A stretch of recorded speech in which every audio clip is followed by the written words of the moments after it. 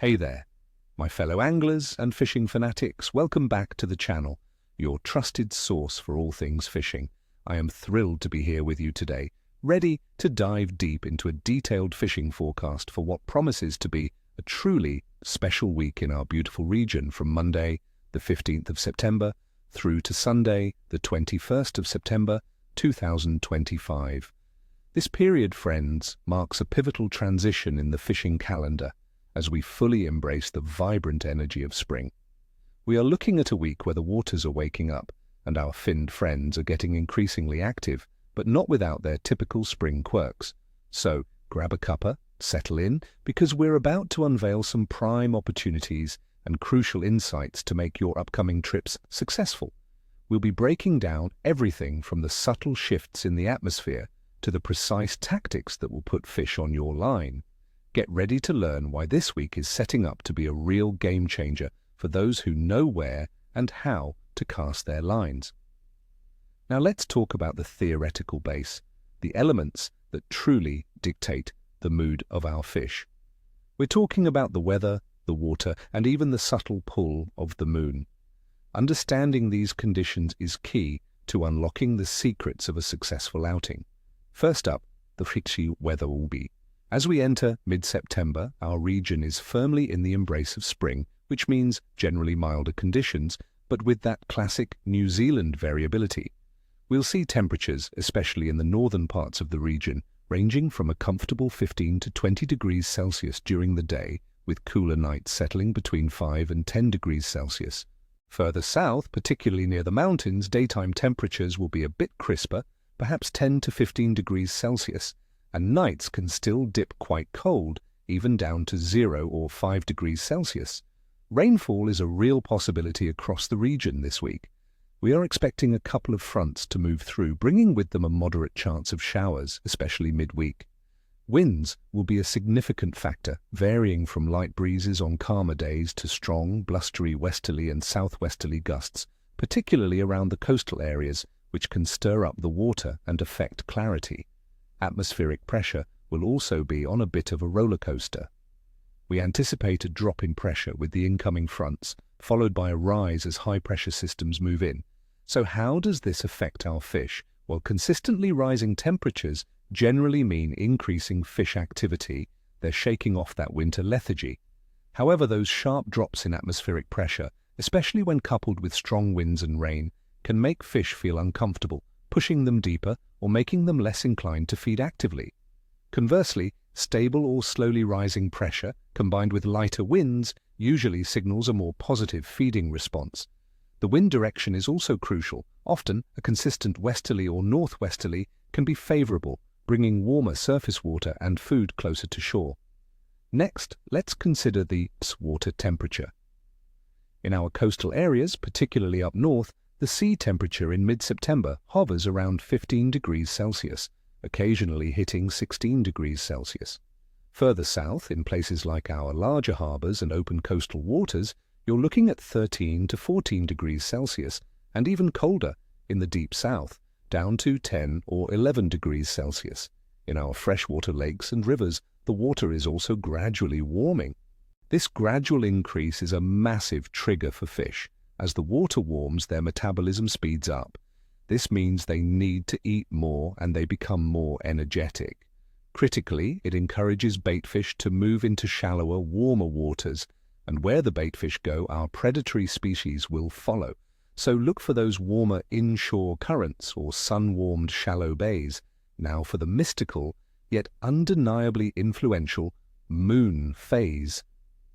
This week is particularly interesting as we transition from a late third quarter moon on Monday the 15th, moving towards the new moon on Sunday, the 21st of September. The third quarter moon, which occurs on the 14th, means diminishing light throughout the early part of our week. The new moon, or dark moon, on the 21st, signifies the least lunar illumination. Many seasoned anglers, myself included, often observe that the days leading up to and immediately after a new moon can be excellent for fishing, especially for predatory species.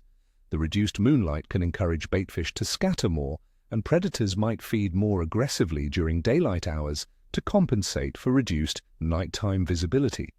It's a time when many fish become more active, often making for a good bite, particularly around the early morning and late afternoon low light periods. Finally, the general biological activity of fish. In our region, during mid-September, spring is the season of awakening.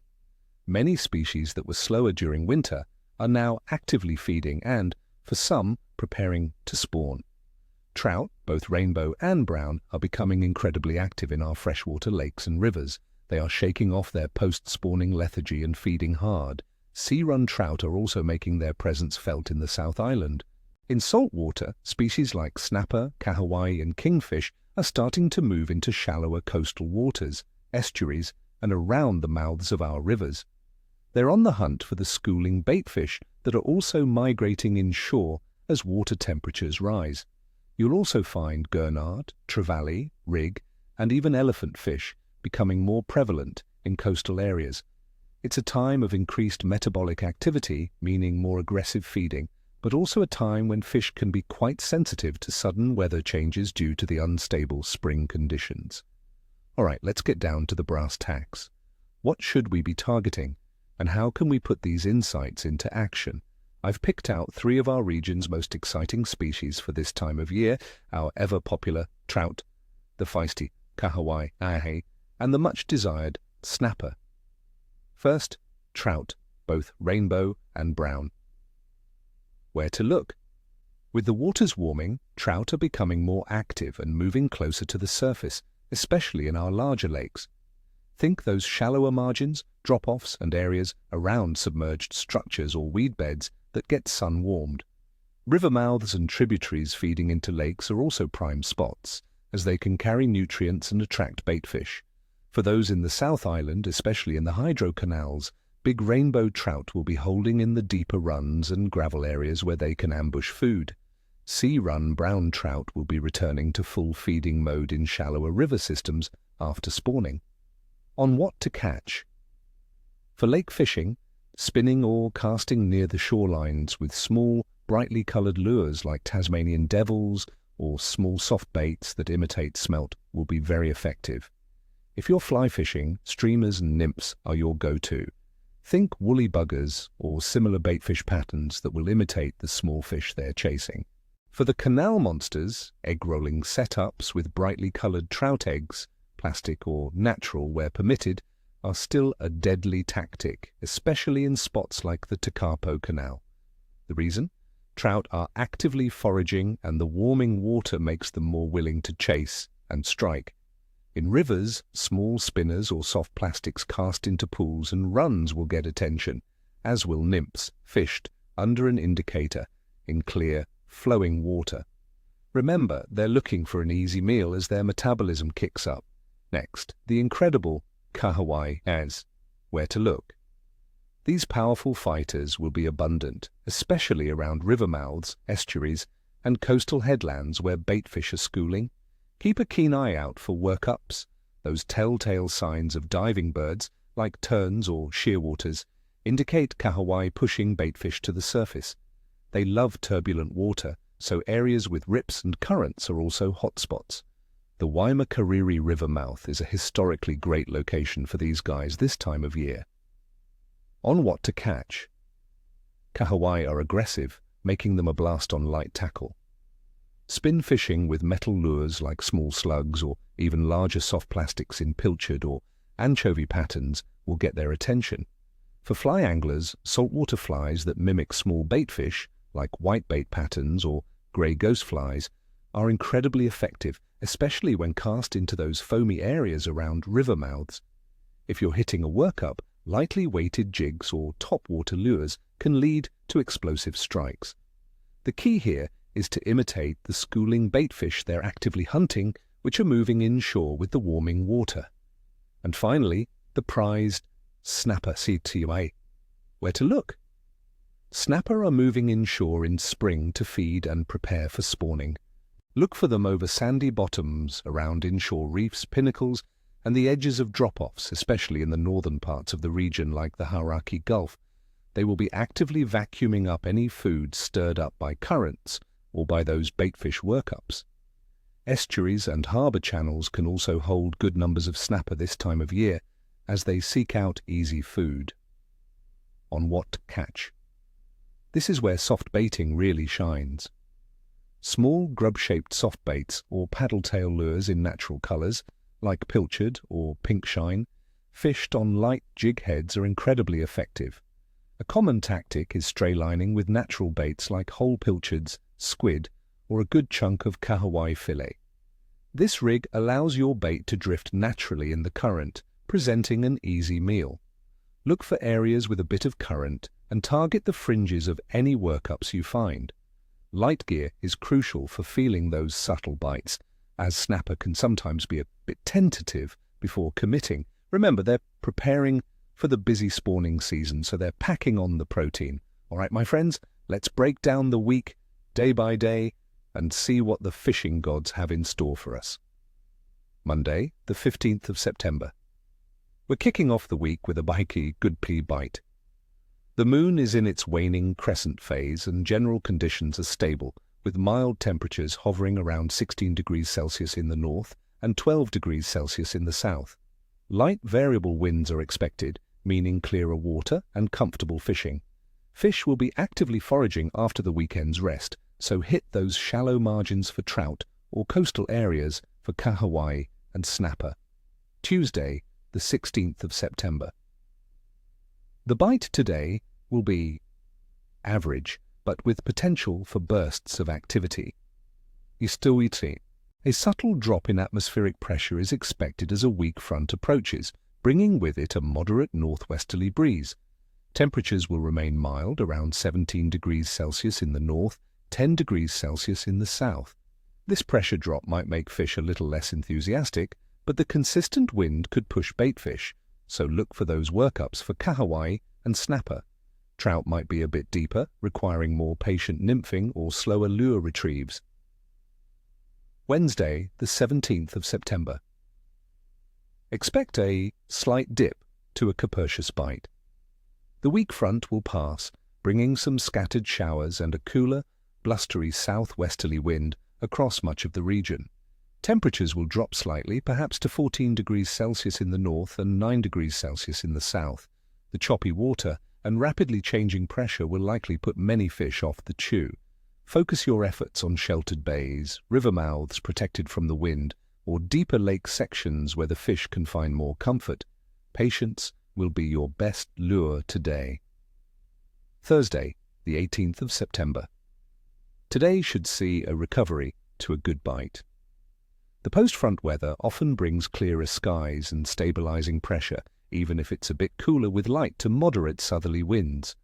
Temperatures will be around 15 degrees Celsius in the north and 10 degrees Celsius in the south. Fish, especially trout and kahawai, will often switch back on after a period of poor weather, eager to feed. Focus on areas where the water clarity has improved. Trout will be active, and snapper might venture out from their deeper hiding spots. Friday, the 19th of September. We're looking at a good to excellent bite. As we head into the weekend, stable high pressure is building, bringing calm conditions and rising temperatures, 20 degrees Celsius in the north, 13 degrees Celsius in the south. The water will be settling, and fish activity should be high, especially with the new moon approaching. This is a prime day for all species. Look for those early morning and late afternoon bite windows. Snapper should be very active on soft baits, kahawai will be chasing bait, and trout will be feeding aggressively. Saturday, the 20th of September. Expect an excellent bite. Today, friends, the high-pressure system is firmly in place, offering mostly clear skies, light winds, and continued mild temperatures, 21 degrees Celsius in the north, 14 degrees Celsius in the south. We're on the doorstep of the new moon, and this combination is a recipe for success. This is the day to target your preferred species with confidence. Early morning will be magical, but sustained activity is likely throughout the day. Sunday, the 21st of September. Today marks the new moon, and with it we anticipate a strong to excellent bite. While the new moon itself is today, its influence can be felt throughout the weekend. Conditions remain stable and mild, with temperatures around 19 degrees Celsius in the north, 12 degrees Celsius in the south, and light winds. Fish activity is often at its peak around this lunar phase. Make the most of this final day of our forecast week. All tactics should be producing, so don't hold back. There you have it, my friends, a detailed look at the week ahead. Remember, these are forecasts, but by understanding the why behind the what, you're already one step ahead. So get out there, enjoy our stunning waters, and make some incredible memories.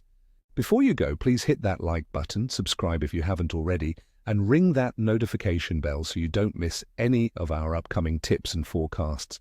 And I want to hear from you. What are your plans for this week? What baits or lures are your go-to for spring fishing in our region? Share your thoughts and experiences in the comments below. Your insights help all of us become better anglers. Until next time, stay safe out there, tight lines, and may all your casts be true. Ni horoka, ni cheshwe. That's no hook, no scales in Maori, meaning good luck with your fishing.